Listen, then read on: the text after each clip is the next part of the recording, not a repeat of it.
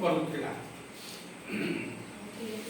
ତଦାସ ମାତ୍ରେ ନିବେଦୟତି, ସେତିକି ବେଳେ ସେ ମାଙ୍କୁ ନିବେଦନ କଲା, ମାଙ୍କୁ କହିଲା, ମାତ ହେ ମା କଣ ନାମ ପରିବେଶ, ହେ ମା ପରିବେଶ କାହାକୁ କୁହାଯାଏ?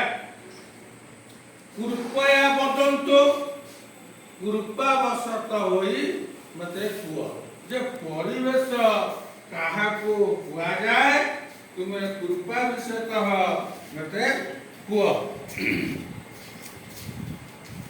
ମାତା ବଦତି ପୁତ୍ର अस्मान् परितः जह दृश्यमान अस्ति स परिवेश, जे तो कहूचे अस्मान् परित आंभ मानकर चारिपटरे जहा दृश्यमान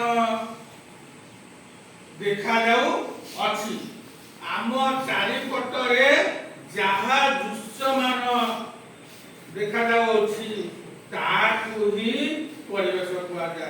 आम क्या आम विद्यालय परिसर है, परिसर